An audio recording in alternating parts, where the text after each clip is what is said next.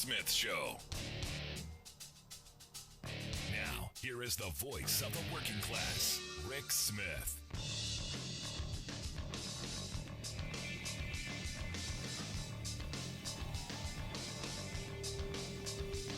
And welcome, brothers, sisters, working class heroes.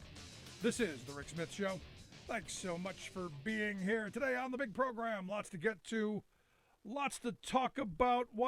What an interesting day we had today. The news stories coming out, well, kind of what we already knew, right? I mean, it seems like that's the general MO. Things happen, you go, hey, we already knew this, so why are we surprised by it? For instance, Chris Christie was on ABC News. Chris Christie comes out and says, hey, let's face it. Let's call it what it is. January 6th was a riot that was inflicted by Donald Trump in an effort to intimidate Mike Pence and the Congress into doing exactly what he said in his own words last week: overturn the election. That's what he wanted to do. That's what it was. He goes on to say he's trying to do a cleanup on aisle one here, but it's not going to change. He actually told the truth by accident. He wanted the election to be overturned. And look, he was quite frank about it. And is this Chris Christie? Is this the Republican Party? Is this, well, them coming up and saying, hey, we're finally going to go after and hold somebody accountable just a little bit? Is this where this is taking us? We'll find out. Later, he was on Hugh Hewitt's show. He came out and said, January 6th riot was a riot that was incited by Donald Trump in an effort to intimidate Mike Pence and the Congress, and doing exactly what he said in his own words last week: overturn an election. He says he wanted the election to be overturned. Donald Trump did respond to what the vice president said, and I think this is what Chris Christie said, and I think it's kind of akin to the kid standing in the corner holding his breath. It's immature and it's beneath the office that he held. Yeah, that's basically what we've been saying all along. This is it. This is right there. Are we seeing, and this becomes the question then, are we seeing the Republican Party kind of now finding, something that they're going to try and push back out on Trump? Because here's the thing. I agree with Adam Kinzinger, who was on Morning Joe, and he said, conservatism is no longer about what you actually believe. It's about how intensely you're loyal to Donald Trump. And understand, in 2020, for the 2020 election, the Republican Party had no platform. They had nothing. When you go, Republicans, what do you believe? Well, whatever he believes. That's basically what they said. They came out and said, Donald's our guy. We're sticking with the Donald. Whatever he says. We're not going to put out a platform like every other presidential year, because I guess they figured, why bother doing the work? They're not going to do anything about it anyway. So this is one of those kind of interesting moments where you go, is the Republican Party imploding? Are they beginning to eat themselves? Is this what we're going to see? And I'll tell you, I hope so. I'm hoping this is it. I'm hoping you get a functional Republican Party on some level that has an idea, that has something.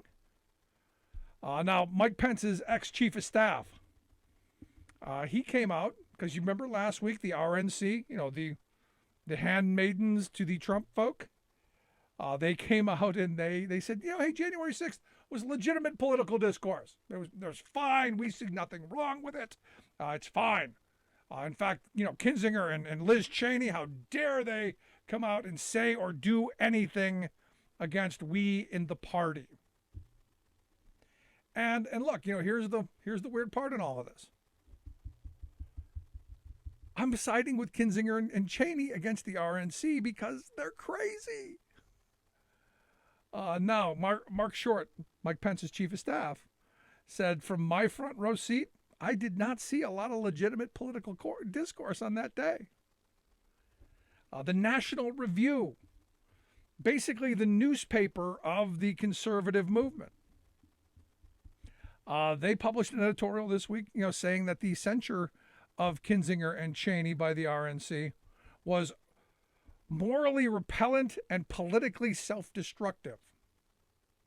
But here's my problem. How can it be politically self-destructive when they're already the party of no ideas and not caring what the voting populace thinks? Also today we find out, evidently the former president decided, I want to take some stuff home with me. Evidently, according to the folks at the National Archives, Trump had about 15 boxes worth of stuff that they deem as, ours. He had 15 boxes worth of papers, evidently the love letters. Maybe he was saving the love letters with him and Un. Maybe that's what keeps him up at night, pining for Un. But that was in there, the beautiful love letters. The letter from Barack Obama, I guess, was in there. Bunch of stuff.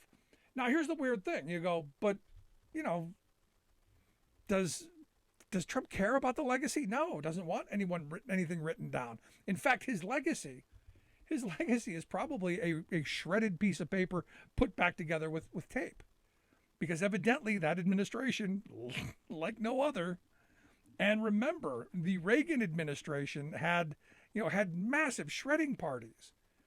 You go back to Ali and the shredding parties, they did lots of that. They're saying that, all administrations end up taking a folder or something. There's all something. The 15 boxes that they've gotten, I guess, and there is still more that they believe that Trump has. I understand the Presidential Records Act says, look, we're going to keep records on how things transpired, all of the decisions that were made. There's going to be a historical record. It should be there. And more importantly, for precedent, you go back and you go, hey, if you're a president now, you go back and look at what did a couple before do?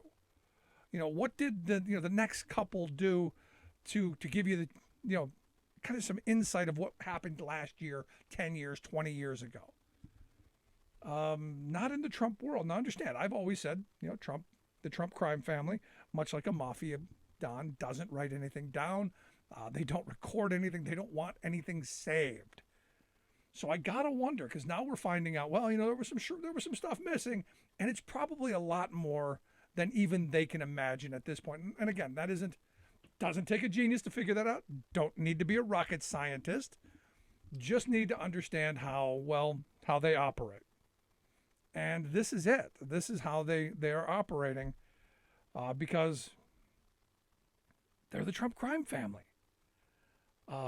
Would it surprise me if a quarter of the documents that we're supposed to have were shredded or done away with in some way? No. Would I be surprised if there were 15 more boxes? No. This is who they were. And understand, if they come back, it will be worse, because you will have given them the mandate to say, all the stuff you did the last time, no big deal. No big deal. So for me, I'm watching and I'm looking at, how are the Republicans going to deal with this? Now that it appears that there is a, it appears to me now that there's some weird, some stuff going on where you end up in a place where they've basically broken all the rules. There's not much more they can do. And if you bring them back, it will get much worse. And it's one of those things where you go, why would we do this again? And as they're imploding, hopefully they continue to eat at each other. And like we talked about last week, hopefully that they now are in a position where they're going after each other, and they're gonna tear and they're gonna eat their own. And maybe this is how the Democrats don't get slaughtered in the midterm election. Maybe this is how that happens. Now, understand, there's a lot that has to happen for Democrats not to take too much of a beating, and I would argue, a big part of it is the virus. get the virus under control, get all of that moving in a direction that's going to be better. Maybe. We're seeing some stories coming out of New Jersey. They're ending the mask mandate. It's gonna happen very soon. California, they're talking about lifting the mandate for masks for vaccinated residents.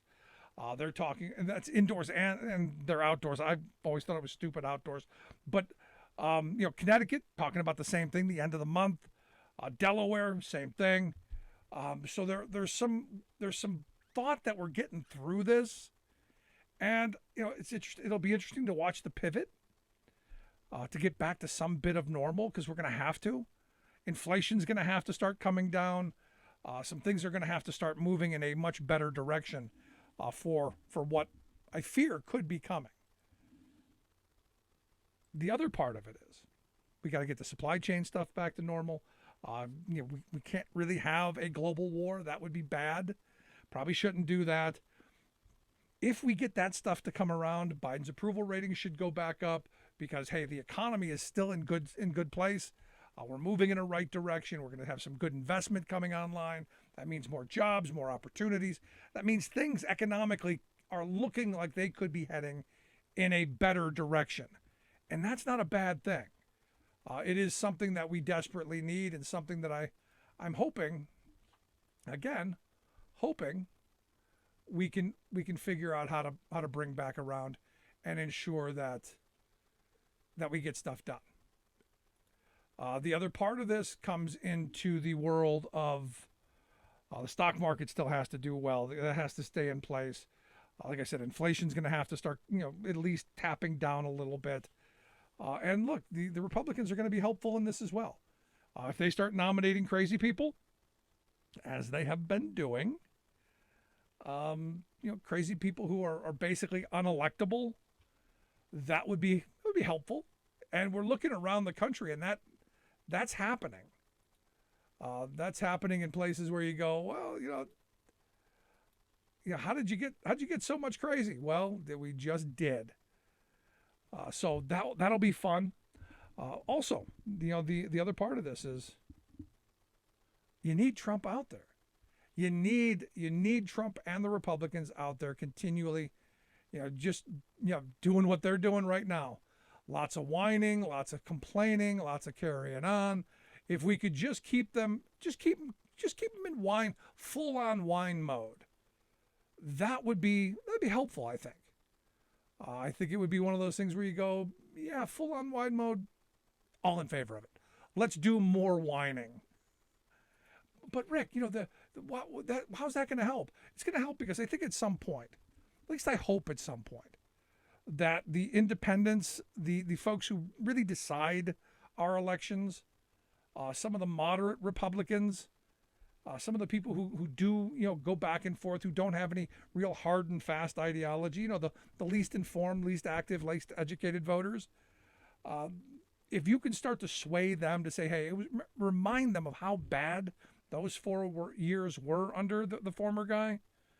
Remember the end of the term with the economy and all of the mishandling of virtually everything, and really the craziness that came out of every day. And then say, hey, look, things are getting better. We've created all these jobs. Biden in his first year, 6.6 million jobs in the first year. Great start. Got to keep that moving and now make the real improvements. But you need Trump out there doing his shtick. You need him out there telling the truth that he wants to tell.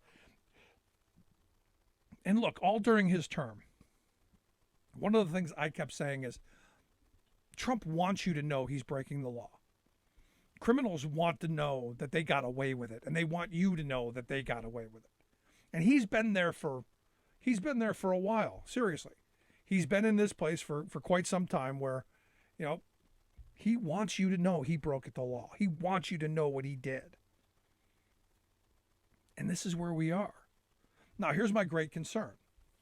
One of my really big concerns is that the game is already being rigged before anyone had the chance to vote. There was a story in the New York Times that points out that, our congressional elections, the 435 seats in the House of Representatives, are nowhere near competitive. And I've said for years, I would be okay with gerrymandering if that gerrymandering was to make sure that we had even districts, that we were actually competing on ideas and competing on who's going to do their job and who's going to, help. Instead of, which letter do you have behind your name? This is part of my frustration in this moment, because according to the New York Times, there are only about 35 to 40 seats in this country, 35 or 40 out of 435 that they would consider are competitive. The rest of them are skewed to the point to where you can almost pick them before the race is run. Which is why people think that our political system is, you get so many people who just decide, yeah, I'm not going to participate. Almost every election, the category who wins is did not vote, because people have been so turned off by the political process. And understand that plays into the hands of who? Into our wealth class, plays into the hands of our millionaires and billionaires, because the status quo helps them. Doesn't help you, doesn't help me, helps them, funds them. You go, well, how's that possible? Well, understand, politics is who gets what. And think about how much policy has gone towards the working class of this country. Go ahead, I'll let you think. It's going to be a long, hard think, though. And then how much of our policy aims are helping corporate America, helping them with tax cuts, helping them with bailouts, helping them with, you name it, investment opportunities, you name it. It doesn't take too long to figure that one out, does it? No, of course not, because there's a lot of it. Under the guise of, well, if we just give them more, they're gonna share. It'll trickle down. It'll be great. And the sad reality, well, we end up getting the shaft. And that's why I keep coming back to this moment. Make sure you're registered to vote. If you're not registered to vote, do it. Make sure up until your deadline, you're still registered, and then get out and vote. Seems sane, seems rational, and seems easy. It's easy. Anyway, lots to get to today, lots to talk about. Going to take a quick break. When we come back, our good friend Pete Dominic's going to be here to share some thoughts on the news of the day, maybe a little laugh or two, also your thoughts. Let's take a quick break. Right back. Stick around.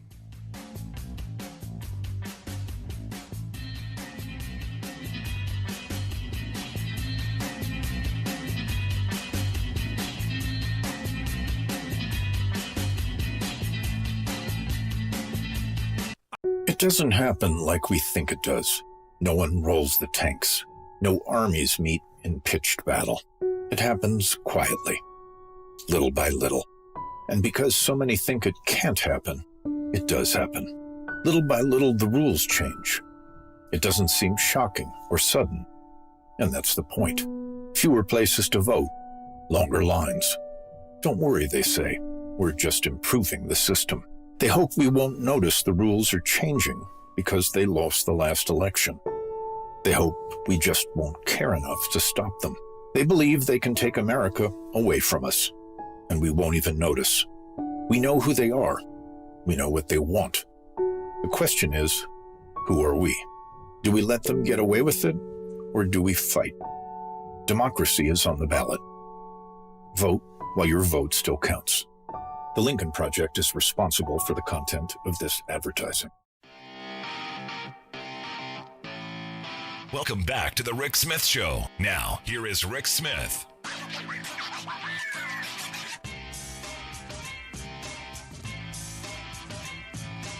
So, a fun tweet today. And I love reading Kevin Sorbo's tweets, because he's kind of, well... I guess that's the best response. He's kind of, he tweeted out today, if shots were given away for free because they're life-saving, why isn't insulin-free chemotherapy and EpiPens? And my only thought was, did someone hit him in the head? I mean, is this one of those things where you go, great question. What side of this are you on? Yeah, we gave the vaccines away because we wanted to save lives. I'm in favor of insulin. I'm in favor of the other stuff. Where are you, Kevin? I think he hit his head. Anyway, here to share some thoughts on should we make insulin free? And maybe some of the other stuff going on. I've asked our good friend Pete Dominic to come and talk with us. Pete's a stand-up comic and also host of Stand Up with Pete, a fantastic podcast where all podcasts are found. You can find Pete's. Pete Dominic, thanks for taking time for us. Rick, I had also asked you to plug that one thing and you skipped it, but I'll just say it. I've also just reached my target weight. I'd asked you to mention that, but somehow you avoided it. I'm feeling good. Yeah, that makes one of us. How are you, man? Great to see you. Thank you for having me. Anytime. I am fabulous. I'm quite curious. Your thoughts of this Sorbo quote? Well, Does he know what he just said? Yeah, I do want to seriously take you to task for not simply being. You just said, "Hey, how about this tweet from Kevin Sorbo today?" And what you're doing is you're giving him a lot of credit. Maybe you're giving your audience too much credit. You should have said controversial former working actor. Because who is this guy? Like, why are we even paying any? Well, how is he well known? But of course, he's one of those actors who's a super Christian, right-wing nut job. I interviewed him back in the Sirius XM days. But of course, the big reaction to that tweet about why aren't these other treatments free was, "Oh, you're so close, Sorbo." I mean, the shots, by the way, of course, weren't free either. You see, the government invested in these companies to develop these treatments, these vaccines. That's called universal healthcare. Taxpayers, they spend money and they get cheap or free healthcare. That's how it works. And he's just so close to getting it. No, that's called socialism, Pete. It's communism. It's called Canada. And look what's happening there. Yeah, seriously. I mean, what kind of insanity you got there? No, truckers, you don't bother fighting for better wages, hours, conditions. No, don't worry about abusive dispatchers. Don't worry about the family wrecking hours that you have to spend on the road away from home. No, don't worry about that. Worry about someone trying to keep you safe and not have you die from a virus. That's what you get all upset about. Yeah, I knew I could set you up on your own show. Have you been talking about that all week? I have not. I haven't been spending any time on it because, to be honest, it's infuriating when, a small minority. I mean, you look at the city up there, 90% of the people are vaccinated. You go, how is it this small number, this small percentage of people are getting this much attention? Right. No, I think you actually nailed it with your rant just now in terms of all of the other working conditions and benefits that you and others have been advocating for years, which would actually make a sustainable improvement in your life. And they're arguing against a thing that would also, that's always been the hardest thing about this controversy, this conspiracy around vaccines, which are, of course, the greatest modern medical miracle since clean drinking water, because I've always just thought about previous generations, certainly of Americans who had to struggle, who had to overcome different things. And if you think of the World War II generation that some people refer to as the greatest generation, like everybody had to either go to war, build the weapons, or have their wages garnished. And in this case, we're only asking Americans to sit in their lazy boy and let someone come over and give them a jab. That's it. It's all. We'll come to you. Yeah. Let us in. We'll bring it over. And they're afraid. They're terrified. And it's because, and look, truck drivers are the first line of propaganda. They sit and they listen to the radio all day long. So they're morning to night. It's the reason I started doing this almost 17 years ago. Because all my truck driver buddies were spewing the Limbaugh, the Hannity, all of the right-wing blather about, we'd make more money if there was no union here. All of the right-wing talking points, they were just regurgitating ad nauseum without even actually thinking about it, because they had learned through osmosis. And like most people, they want to think they know something. So out it came, and you go, did you actually think about that before you said it?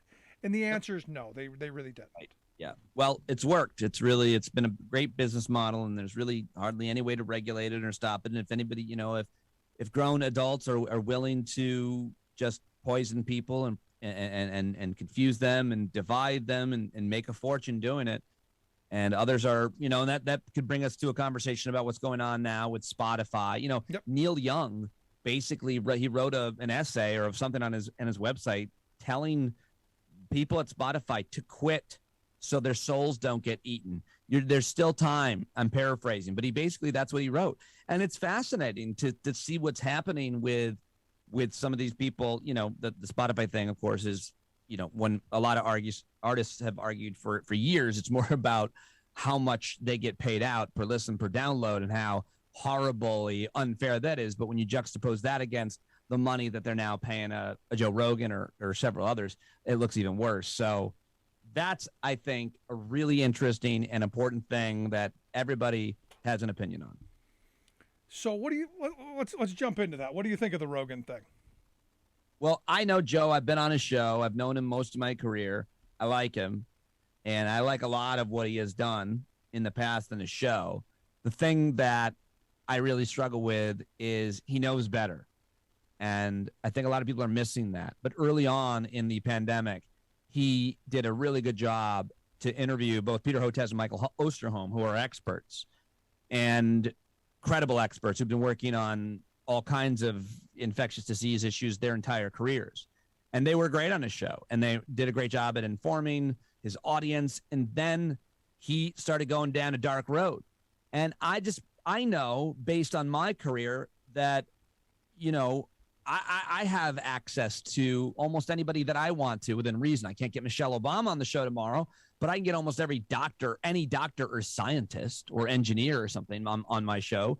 And Joe can get the president on his show. So he has no excuse for interviewing these cranks and grifters and conspiracy theories. He already knows who the credible people are, and he knows what they believe, and he himself believes those things. So before we get to the racism or the misogyny and the other issues with Joe and the larger issues with Spotify and streaming in general in terms of payouts, I think I just am really disappointed. I also, when I was on his show, told him to interview Dr. Aaron Carroll, who's one of the most respected researchers and physicians in the country. And, he never did, but he had those experts on. He knows better, and yet he has gone and informed people. And I think he's responsible for a lot of harm as a result, unfortunately. So should he be canceled? Because I'm generally not someone who wants to see people canceled over stupid stuff. No, he should be given guidelines and regulations. Joe, you can say almost anything, but you can't have Alex Jones on to talk about the Newtown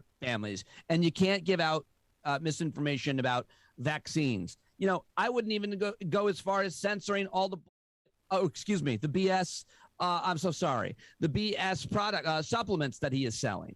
Like he sells all kinds of supplements that don't do anything.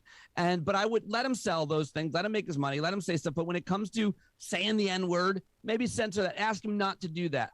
Once you get a platform that big, you should have an editor, a producer, a fact checker, and otherwise don't be on that platform. Don't platform that is what I think. Yeah, see, I struggle with any censorship in the sense that I want more speech, not less.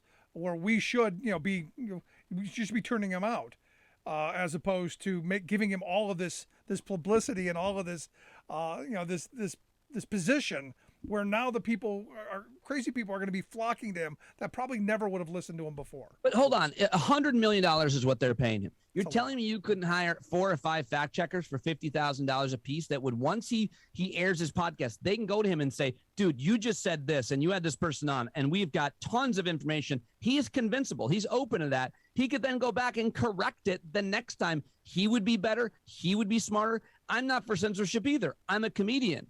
But at the same time, you can't be giving out that type of information that he's giving out, whether it be about climate change or vaccines. I mean, this stuff is really dangerous. And of course, Spotify has guidelines, they say, against it, and yet they allow for it. And I think that you can spend a little bit of money on a fact checker, researcher, someone, and if he doesn't want to do it, then he doesn't have to. And Spotify, doesn't have to break their own rules and make exceptions for him. I don't think it's beyond the pale to tell people that they can't go out there and start telling people not to get vaccinated or all the crazy stuff that he has been misinforming people. I don't have a problem with that. So you're saying he doesn't have these things? I mean, I can't imagine a show that big. I'm positive he doesn't have those things. How do you not? Because he would never he doesn't really want that. He wants to just go on and he fact checks in real time. His producer Googles a thing and, is like, well, this study says this, and you can't do that. That's wildly irresponsible for anybody to do that. Who knows what you're reading on the internet? And so no, it's just him and his producer. He books the show. It's not edited. It's not heavily thought out or produced. He has always been the same. The Joe Rogan show. He just invites a person on and they talk. That's it. He has a producer that edits it and posts it, but that's it. Interesting. You're listening to the Rick Smith Show here with Pete Dominic, stand-up comedian, host of the podcast Stand Up with Pete. Also, Pete hit his weight, so very happy about that. Congratulations, Pete. Thank you. Standupwithpete.com, right? That's the website?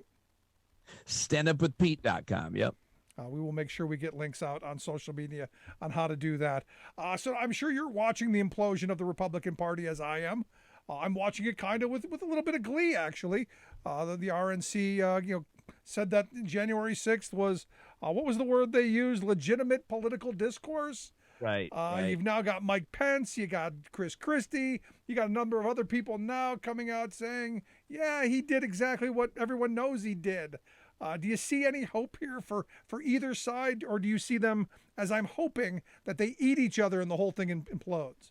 No, I'm not seeing what a lot of other people are seeing. I'm seeing high-profile Republicans start to turn on Trump, but I've never paid any attention to that. That's always been the case. It was the case from the very beginning when they were all on that stage, and all of them were against him, obviously. I will only change my tune when Mark Levin and Glenn Beck and Sean Hannity and Tucker Carlson turn on him. Until the right-wing media stars, who are the most influential people, turn on him, I don't understand what everybody's making a big deal about with Pence or Chris Christie or anybody else or the RNC. All I ever have paid attention to is what the right-wing talkers are saying. They have the control, they have the information, and Trump kind of follows them a lot. Yeah, I mean, that's the hysterical part in all of this. Now, I do find it interesting that Trump's making tons of money, and for me, I start looking at the money he's bringing in. Have you taken a look at his new coffee book? Book? $75 a piece or something, and it's made $20 million. I've always been one, without a lot of research, so take this for whatever it's worth, to have a hard time thinking that he has enriched himself in the presidency. I think what I've seen is that he's lost money. If you go to New York, they've taken his name off the residential buildings. His brand has not gotten stronger. It's gotten tarnished. No one's going into his hotel in DC anymore. No one's, outside of just gawking. People might walk into Trump Plaza in New York City, but they're not necessarily spending money. They're going in there to take a selfie with their finger held up. I mean, I think that he has severely damaged his earning power. He can't go back on and get a big deal on TV. I don't see him making a lot of money. Yes, he made $20 million on a book, but how much money did he lose? How much debt is he already in? I imagine that family's in bad financial shape. No, I'm with you, and I got to wonder how much is, I don't know, coming from other places to help keep him afloat. But I looked on Amazon. It's actually $146.98 on Amazon. The book? $146.98 for a copy of a book that's just pictures. It's so weird. I always would go back when it was 2016, and even before. I was on The Apprentice in 2004, Rick, and they asked us if we wanted to meet Donald Trump because he was coming. We were doing a comedy show as part of the show, the segment, and I was like, I don't want to meet him.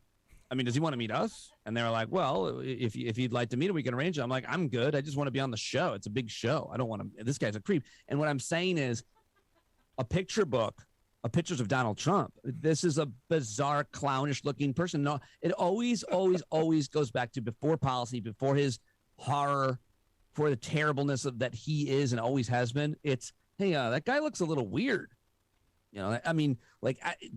Fly your freak flag, folks. But if you're running to be president of the United States and you're painting yourself a weird color and doing that with your hair and dressing that way and talking like it's real cartoon villainy, and how could anybody ever take a person like that seriously?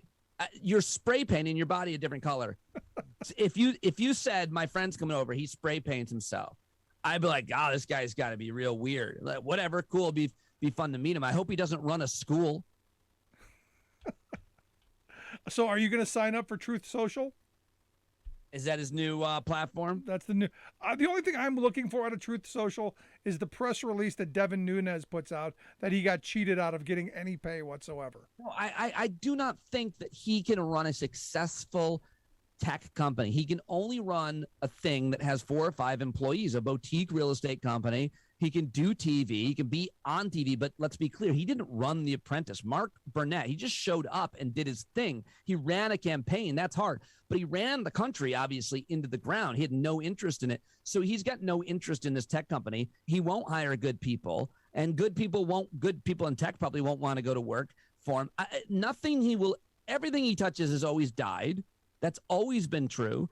And a tech company is really hard to run for the most talented, well-resourced people. And so there's just no way it will succeed. I have no concern it will fail like everything else. But he only hires the best people. I can't do a Trump voice. I can't do it. You do a much better Trump voice than I do. I hire the best people that I see on TV. Like he doesn't even have any. It's so weird. Like I pride myself on having the best guests on my show and really vetting them and looking to them and having the smartest conversations I can have and preparing. This guy could care less. Could care less of the people who are working for him. He's like, I like the black guy to do the housing. I like the fat guy to do the thing that is in charge of eating. I like the lady to do the lady stuff. That's pretty much what it was. Pretty much what I mean by that is no ladies anywhere working anywhere. Nowhere. Standupwithpete.com, the website. Make sure you find the podcast wherever you get your podcasts. Pete Dominic's Stand Up with Pete. Pete, I appreciate the time, man. Always great talking with you. I like one of my sons, but not all of them, and then even not him. Thank you, Rick. There you go. Good stuff. Our good friend, Pete Dominic. Quick break. Right back. Stick around. You're listening to The Rick Smith Show.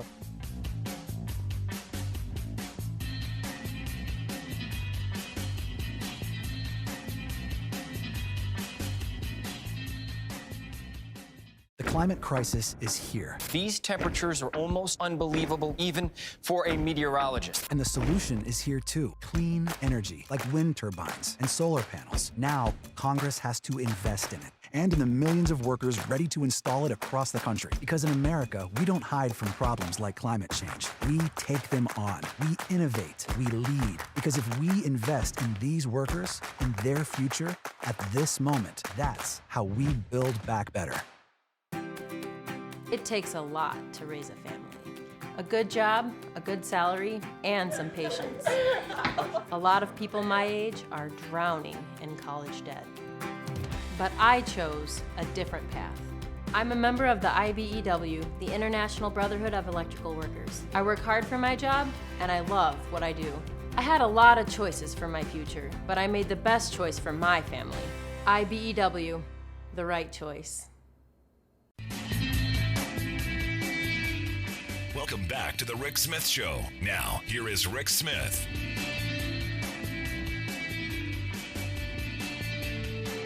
So as we talked about last week, I literally couldn't believe this. And my wife pointed it out, and she's like, this is ridiculous. We were talking about all week about the threats to the historic black colleges and universities and going, just how insane that is. That, because these exist, you're going to have nitwits and knuckleheads doing stupid stuff. And look, it's all about the terror. It's all about making people uncomfortable. It's all about people always having to look over their shoulder. Even if there's no real threat and there was never any intention of actually carrying out the threat, it was to plant that seed in the back of your mind that, hey, something could happen and could make you uncomfortable. And I'll tell you, I've gotten death threats before. You're a little leery. You're looking around occasionally, and that's the point. They're never really going to pull it off, but you know what? Some knucklehead might. So when my wife showed me this story of the National Butterfly Center down in Texas having to close its doors because of some bunch of knuckleheads, I'm going, we got to find out exactly what this is and why and how we can help support the National Butterfly Center, because I love butterflies. Who doesn't love butterflies? And here to share some thoughts on what happened, I've asked Mariana T. Wright to come talk with us. Mariana is the executive director of the National Butterfly Center. Their website, nationalbutterflycenter.org. We'll get links out on social media how you can take a look at that. Mariana, Thanks for taking time for us. Thank you, Rick. So walk me through this. What are we talking about here? I mean, I read the story and there were a lot of undisclosed comments. There were threats. What kind of threats are we talking about?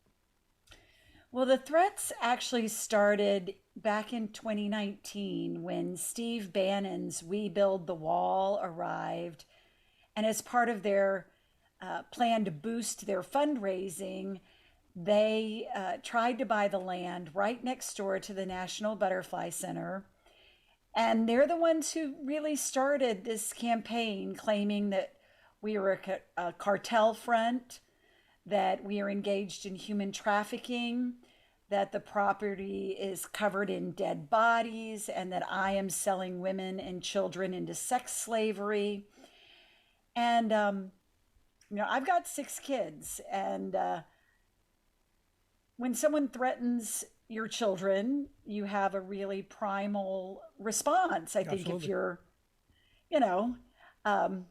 if you're a decent person, and they're using that to provoke people to give, to stand up. Steve Bannon promotes all of this on his War Room broadcast. They talk about the war for America, and they've launched a war against us. And I mean, I've had people call and email and message saying I should be hanged and burned, that I should have to watch all of my children be raped in front of me, that, I won't keep going in that vein, but a whole lot of awful stuff, including licensed peace officers in Texas have even, I don't think this police officer was very bright because he didn't realize we had caller ID and we were able to. A cop called you? A cop called you? Well, here's the thing, and this is where I'm going to cut him some slack because, unfortunately, in this country we don't hire the top of the line to be policemen. In fact, there was a Connecticut decision by the Connecticut Supreme Court that said Connecticut didn't have to hire someone because that cop's IQ was too high. So we don't want and their argument was we don't want the smart ones because they'll get bored. So I'm not surprised. I am not surprised that you had this happen. And as you're going through this, I'm thinking, I can imagine every one of these Q kooks just having you on their radar and, oh my gosh, you're child trafficking. And they throw this stuff out there and the minions, they fall into line, and the shock troopers, the attack artists, I could imagine them coming for you like vultures. They absolutely did. And they came in person, they came online, they attacked our Facebook page such that, we're out looking for butterflies and photographing birds. We didn't even realize our Facebook page was under assault, but Facebook did, and they suspended our page because of the onslaught. And then we had the militia show up, the Oath Keepers and 3%ers and constitutional patriots actually came to the National Butterfly Center and launched their own patrols around the property. Oh my God. So you saw these crazy people well before the seditious conspiracy of January 6th. You were living this nightmare for years then. Absolutely. And we were telling people back in 2019 that Trump would attempt a coup, and one of the ways they were funding, even the Stop the Steal movement was through this We Build the Wall dark money fundraising campaign, because they didn't spend the money on building wall. That's one of the things that they're all being criminally prosecuted for right now by the feds. It's what President Trump pardoned Bannon for. Right. No, it's incredible. So let's talk about, because as I understand, they wanted to build the wall right through the middle of your property, or possibly eminent domain. How did you stop that part of it from happening? So, we understand that the government has the right to take private property for projects of public benefit. but they have to follow the law to do it. They have to obey the Constitution. And what happened was on July 20th, 2017, more than 9 months before any vote or appropriation, Congress giving money and authority to build wall, before that even happened, I found 5 workmen at the National Butterfly Center clearing the land. And it was like 9 o'clock in the morning, and I'm like, who are you and what are you doing here? And they said the government sent us to clear this land for border wall. And I mean, I was completely confused. And there was a nice... You're in Texas, right? I'm in Texas. Did you go inside and get your gun and shoot them off? I mean, my mind's going, grab the shotgun because you're getting off of this land one way or another. Well, it's the Butterfly Center, so it's not some place that we feel we need guns or want guns. But yeah, the nice young man with the chainsaw, when I said, but this is my land, and it's not mine, it belongs to the North American Butterfly Association, but I'm their agent here. And he goes, ma'am, I think I should call my supervisor. And I said, yes. Damn right, you better call somebody. And the supervisor arrived, and he was quite animated, and he was yelling at somebody on the phone and waving some papers around. And I could see the papers had photos of our gate and our signs and our driveway, the entrance to our property. So very clearly they were sent to our land. Then the question became who? And I had a Border Patrol agent who was my community liaison. His name was Joe. And I called Joe and I said, there are these guys here who said the government sent them. Do you know anything about this? And he said, no, let me try to find out. And the next morning, 5 U.S. Border Patrol agents came to the Butterfly Center to meet me the next morning. And they said, what you're claiming happened on your land, that these workmen sent by the government were here clearing your land, it did not happen. And I said, get in your trucks, boys, and follow me. And they followed me over the levee, and there they could see the brush hog and the brush boom and all the felled trees and everything. And then I had 5 Border Patrol agents walking around scratching their heads and dialing their supervisors and stuff.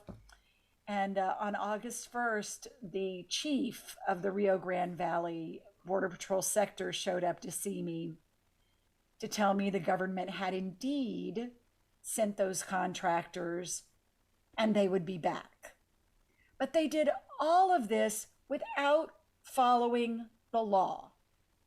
So, I know everybody loves the idea that we fought this for the butterflies, to preserve the habitat and everything. That's one reason. It's one reason. But the other reason was, never in a million years did we imagine that we would be spared or win this fight. But our thing was, you have to do this legally, especially if you claim this is all about law and order. You, U.S. government, must follow the law. You Absolutely. You need to request a right of entry. You need to do the environmental survey. You need to sue us. You need to file the paperwork in court for the land seizure to condemn our land and take it for this project, none of which had been done. It was all about getting Steve Bannon his place to put his wall. You listen to the Rick Smith Show here with Mariana Wright. She's the executive director of the National Butterfly Center. NationalButterflyCenter.org is their website. Highly suggest taking a look at it. So where are we now? Okay, the wall not happening so far. You would think, Biden in the White House, you would think, okay, Trump's gone. The feds are investigating Bannon and all the other charlatans who fleeced people for money to build said wall. You would think everything would be okay. Why are you closing? Well, because we first I had a visit from this woman who is running for Congress in Virginia. And her Hold on. Virginia? Did you say Virginia? Yeah. Was she lost? I thought you were going to say loony, which, yes. Lost? No. Apparently, the new battle cry for the MAGA verse at the midterms is every state is a border state. And so when I had my run-in with this congressional candidate, I didn't know what was happening. She and her friend, who claimed to be a Secret Service agent, came to the Butterfly Center, said they did not want to pay admission. They wanted us to open up the property for them, though, so they could go to the river and watch all the illegals crossing on rafts, coming across the Butterfly Center as part of our human trafficking organization. And I told her, get out, get out. You're not welcome here. We know what you're trying to do. This is not true. And that resulted in a physical altercation and her fleeing the property and aiming her car at my son. She nearly ran over my son. Yeah. So we had called 911 for the police. A visitor to the center in the parking lot called 911. And while we're waiting for the police to arrive, we go back inside the building and we're looking at her Facebook page. And I see a photo of her with a local man that I know. I've known him, since I was a girl. So I called him and I said, hey, you apparently have met this woman. This is what just happened. What is this all about? Do you know anything? And he told me.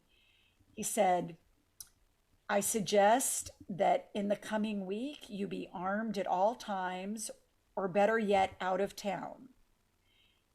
And consider closing the center because you and the center are going to be targeted by the We Stand America event.